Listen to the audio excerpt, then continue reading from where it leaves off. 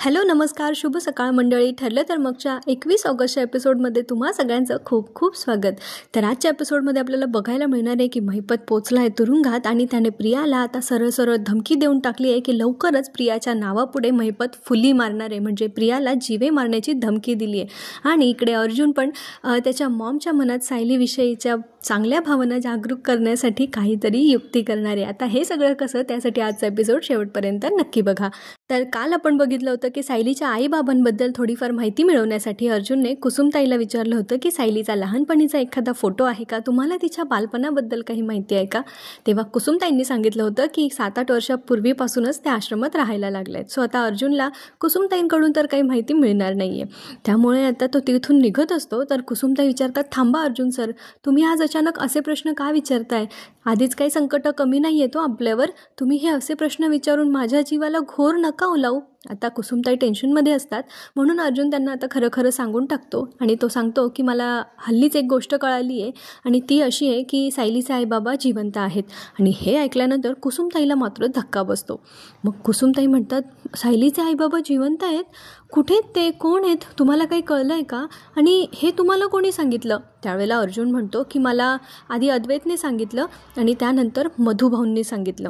आता अर्जुन थोडा फ्लॅशबॅकमध्ये जाऊन जन्माष्टमीच्या दिवशी म्हणजे दहीहंडीच्या दिवशी अद्वैतने जेव्हा अर्जुनला सांगितलं होतं की मला सायलीच्या आईबाबांबद्दल तुला काहीतरी सांगायचं आहे आणि ते जिवंत आहेत, आणि त्यानंतर मधुभाऊ कोमामध्ये जाण्याच्या अगोदर त्यांनी अर्जुनशी 2 शब्द बोलले होते आणि तेव्हा सांगितलं होतं की सायलीचे आईबाबा जिवंत आहेत.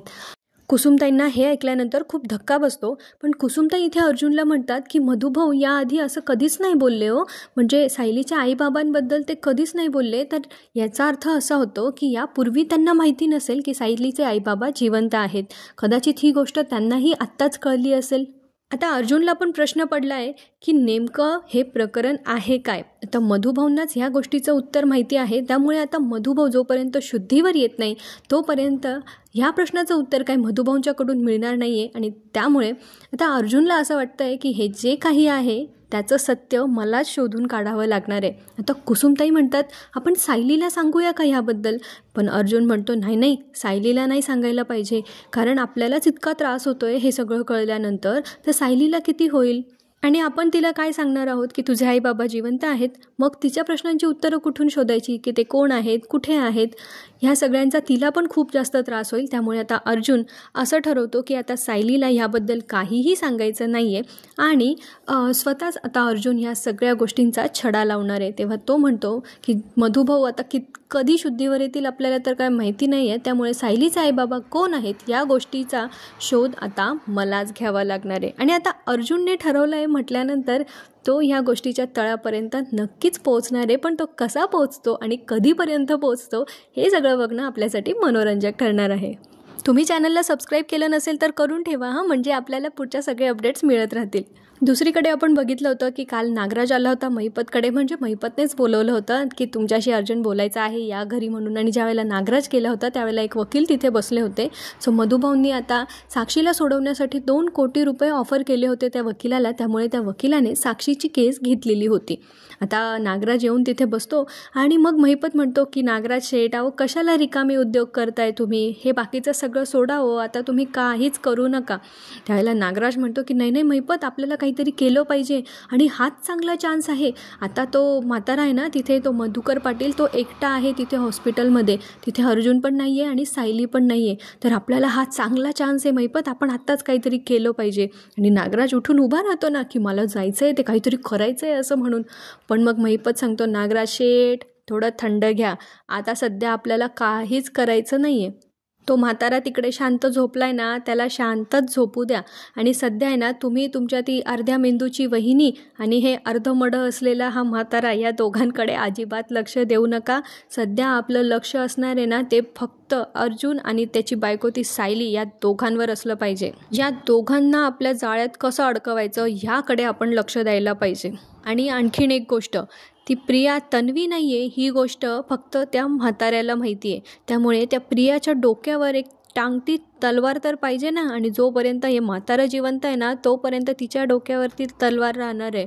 तुम्ही काय त्या पोरीला साधंसुद्धा समजू नका हां. नागराज पण घाबरतो बरं का इथे प्रियाला, की हां तिच्या डोक्यावर काहीतरी टांगती तलवार असलीच पाहिजे, नाहीतर ती प्रिया डेंजर पोरगी आहे, काहीतरी करेल. म्हणून आता हे दोघं शांत बसतात आणि अर्जुन सायलीला फक्त टार्गेट करायचं ठरवतात. दुसरीकडे आपल्याला बघायला मिळतं की सायली बिचारी खूप उदास आहे आणि ती देवी आईसमोर हात जोडून उभी असते आणि देवी आईला सांगत असते की काय होऊन बसलंय ग देवी आई, हे माझे मधुभाऊ मला कधी परत भेटतील आणि कधी ते पूर्वीसारखे पहिल्यासारखे हसायला बोलायला लागतील. आणि ती आता डोळे बंद करून देवीसमोर प्रार्थना करत असते.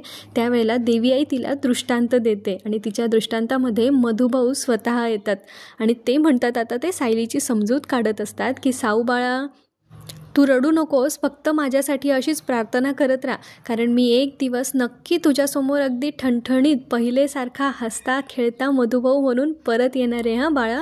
अगं मी एवढ्यात काय कुठे जाणार नाही आहे, अजून मला खूप जगायचं आहे, ह्या म्हाताऱ्याला अजून खूप मनसोक्त जगायचं आहे.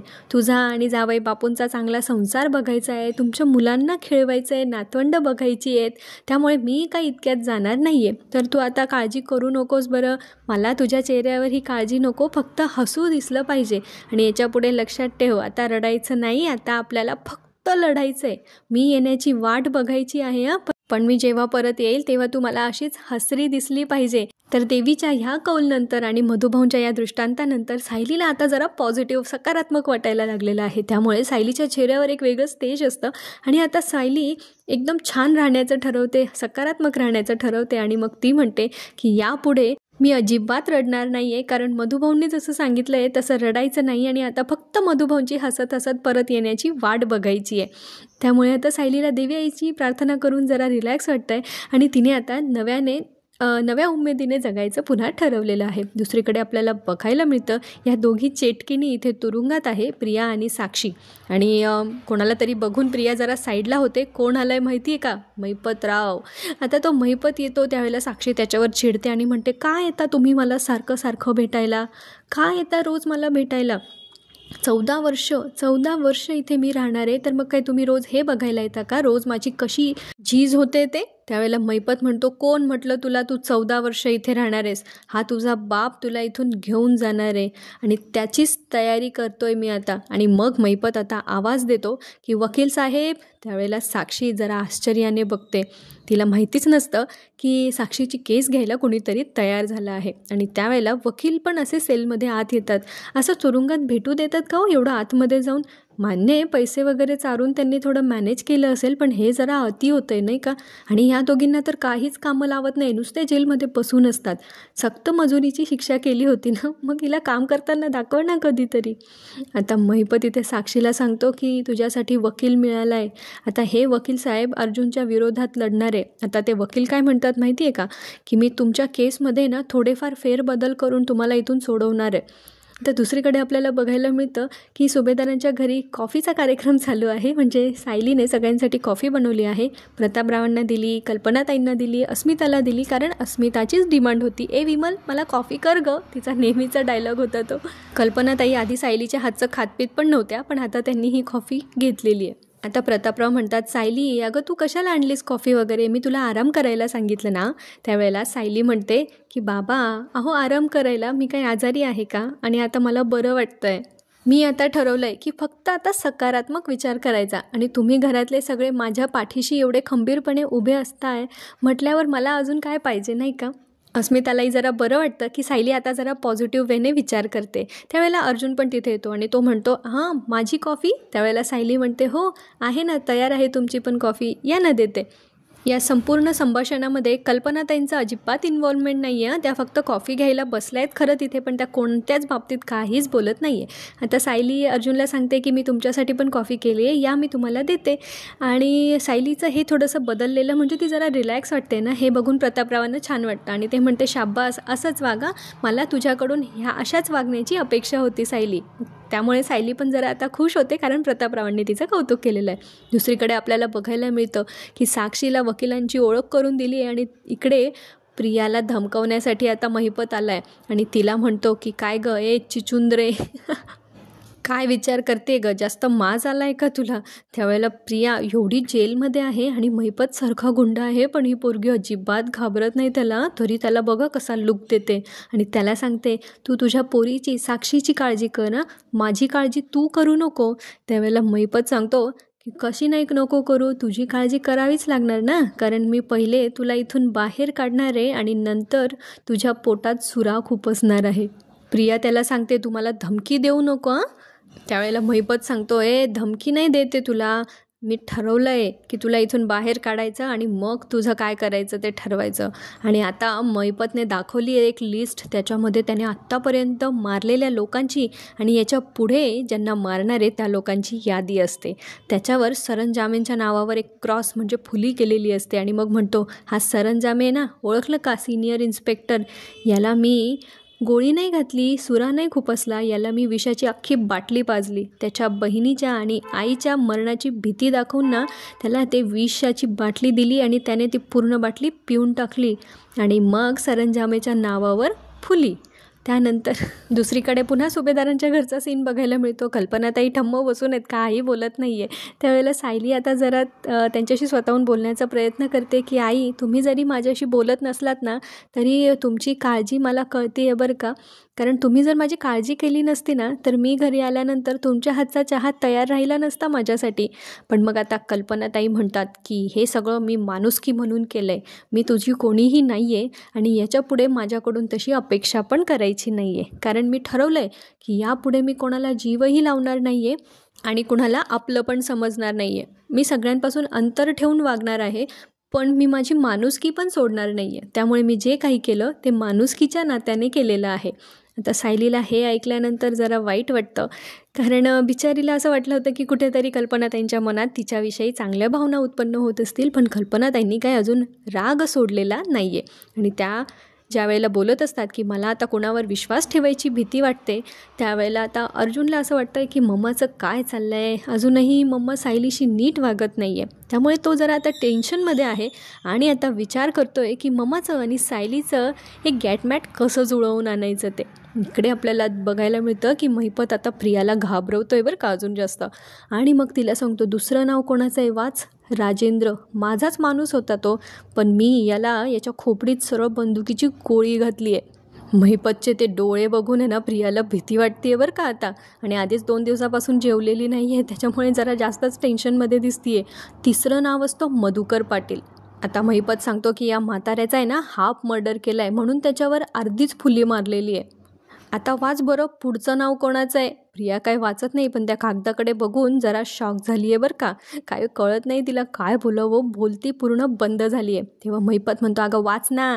त्यावेळेला ती नाव वाचते स्वतःचं, प्रिया. तेव्हा महिपत म्हणतो, जेव्हा तू बाहेर पडशील ना इथून त्यावेळेला तुझ्या नावावर पण असणार आहे फुली. आणि मग तो म्हणतो की अर्जुन आणि सायली या दोघांपर्यंत मला पोचायचं असतील ना तर या सगळ्या पायऱ्या मला पार कराव्या लागणार आहेत आणि या पायरीचा शेवटचा टप्पा असणार आहे प्रिया, अशी त्याने सरळ सरळ प्रियाला धमकी देऊन टाकलेली आहे. त्यामुळे प्रिया आता जाम टेन्शनमध्ये आहे आणि तिने जेवण तसंही केलेलं नाही आहे, त्यामुळे तिचं फिजिकल एक्झर्शन तर झालेलं असणार आहे, तिला शारीरिकरित्या ताकद कमी असणार आहे आणि त्यात महिपतची धमकी आता तिच्या डोक्यात गेलेली असणार आहे. त्याच्यामुळे प्रिया खूप टेन्शनमध्ये आहे आणि नेमकं त्याच वेळेला तिला अश्विन भेटायला येतो. सो इथे प्रियाला असं वाटतं की अश्विनने वकिलांबद्दल काहीतरी सांगितलं आहे की काय. आज प्रियाचं लुक बघा बरं का, आता जरा तिच्या चेहऱ्यावरचं तेज कमी कमी होताना दिसतंय आपल्याला. तर प्रिया विचारते की मिळाले का नवीन वकील, दुसरा वकील मिळाला का. त्यावेळेला अश्विन सांगतो की नाही मिळाला दुसरा वकील. अश्विन प्रियाला सांगतो की तू कशी आहेस. जरा त्याला पण वाटतंय तिच्या चेहऱ्याकडे बघून, कारण डॉक्टर आहे ना शेवटी, त्याला तर लगेच कळणार आहे की तिचा चेहरा निस्तेज आहे. आता अश्विन तिला सांगत असतो की अगं मी खूप प्रयत्न केले पण कोणताच वकील तुझी केस घ्यायला तयार नाही आहे गं, पण तू काळजी नको करूस, मी तुझ्यासाठी नवीन वकील शोधणार आहे आणि तुला इथून नक्की बाहेर घेऊन जाणार आहे. त्यावेळेला साक्षी आता या दोघांचा ड्रामा बघत असते, तिला अजिबात आवडत नाही या प्रियाचा ड्रामा, आणि प्रिया इथे नाटक करते की तिला खरोखर चक्कर आली आहे माहीत नाही, पण तिला चक्कर येते आणि साक्षी आता तिचा ड्रामा बघतच राहते. प्रिया जमिनीवर कोसळते. त्यानंतर अश्विन आता बाहेरून ओरडत असतो, प्रिया प्रिया, म्हणजे सॉरी तन्वी तन्वी, आणि बाहेर सगळ्या पोलीसला, हेड कॉन्स्टेबलला वगैरे सगळ्यांना, इन्स्पेक्टर साहेब वगैरे असा आवाज देत असतो आणि सारखा तन्वीला आवाज देत असतो, तन्वी काय झालं तुला, काय झालं तुला. पुढे अश्विन आता आतमध्ये जातो, कारण हे सगळे लेडी कॉन्स्टेबल आणि इन्स्पेक्टर वगैरे आलेले असतील. त्यानंतर अश्विन आतमध्ये जातो आणि प्रियाला उठवण्याचा प्रयत्न करत असतो. पण प्रियाला कदाचित खरंच ती बेशुद्ध झाली आहे, तिला ग्लानी आलेली आहे. आणि मग अश्विन आता म्हणतो की हिचं अंग पण जरा थंड पडतं आहे. मग तो आता तिथल्या कॉन्स्टेबलवर चिडतो आणि मग म्हणतो, काय आहे तुमचे डॉक्टर कुठे आहे? आता इथे ना साक्षी त्याला टोमणा मारते की खरंच चक्कर आली आहे की नाटक करते आहे, जरा बघून घ्या बरं का. आता घरातलेच लोक प्रियाला काही बोललेलं अश्विनला सहन होत नाही, त्यात साक्षी बोललेलं तो कसं सहन करून घेणार नाही का. त्यामुळे तो आता साक्षीवर डाफरतो जरा आणि तिला म्हणतो, गप्प बसा तू जरा, आता मी फक्त तिचा नवरा नाही आहे, मी डॉक्टर पण आहे. आणि मग अश्विन म्हणतो की तिचं अंग जे आहे ना ते थंड पडलेलं आहे, तर कदाचित प्रियाला खरंच चक्कर आलेली असणार आहे. पण ती काही पश्चातापाने वगैरे नाही आलेली आहे. एकदा तिने जेवण सोडलं होतं, तिच्या ड्रामाचा तो एक पार्ट असेल आणि दुसरं महिपतने दिलेल्या धमकीमुळे ती जाम घाबरली आहे, त्यामुळे कदाचित तिला चक्कर आलेली असेल. आता अश्विन म्हणतो त्या कॉन्स्टेबलला की तुमचा डॉक्टर कधी येणार आहे, ॲटलिस्ट बीपीचं मशीन तरी आणा ना, मी चेक करतो तोपर्यंत. पण आता काहीच अवेलेबल नसतं, तर अश्विन आता सांगतो त्या लेडी कॉन्स्टेबलला की पाणी तरी द्या आता. आता ती ग्लास भरून पाणी देते. अश्विन तिच्या प्रियाच्या चेहऱ्यावर पाणी मारतो आणि त्यामुळे प्रियाला शुद्ध येते. त्यानंतर एक डॉक्टर पण येतात तिकडे प्रियाच्या चेकअपसाठी. पण तिला काय झालं आहे ते काय अजून आजच्या एपिसोडमध्ये आपल्याला समजलेलं नाही आहे. त्या डॉक्टरांनी प्रियाला चेक केलं आहे एवढं मात्र नक्की. पण आता ते डॉक्टर कदाचित तेच सांगतील की तिला अशक्तपणा आहे, वीकनेस आहे, आणि मग तिला हॉस्पिटलमध्ये शिफ्ट वगैरे करायला लावतात की काय, हे आपल्याला पुढच्या काही एपिसोड्समध्ये कळू शकतं. आणि तुम्हाला व्हिडिओ आवडला असेल तर पटकन लाईक करून जा आणि मग पुढची स्टोरी बघा. आणि नसेल केलं सबस्क्राईब तर चॅनलला पण सबस्क्राईब करून टाका. आता म्युझिक लावून ना हा प्रियाचा ड्रामा जरा थोडा वेळ लांबवला आहे त्यांनी, कारण सध्या आहे ना सध्याची स्टोरी म्हणजे त्यांनी थोडीशी रटाळ करून टाकली आहे, जरा अजून स्लो व्हर्जनमध्ये चाललं आहे. कारण खूप जास्त त्यांनी एक्साइटमेंट दाखवून आहे ना आता जरा ते शांत झालेत. पुन्हा एकदा असे ट्विस्ट येतीलच त्यांच्या, कारण ते जेव्हा शांत होतात ना तेव्हा ते नव्याने एकदम भारी ट्विस्ट घेऊन येतात.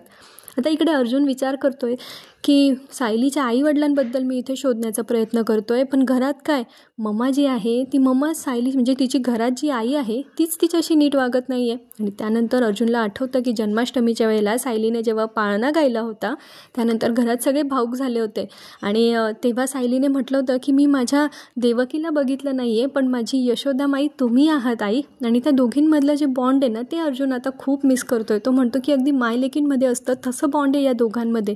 आणि आता या दोघींना काय झालं आहे की मम्मा आता सायलीबद्दलचा राग कधी विसरणार आहे. आणि म्हणून आता अर्जुन विचार करतोय की या दोघींना कसं एकत्र आणायचं, आणि त्याला काहीतरी सुचलेलं आहे.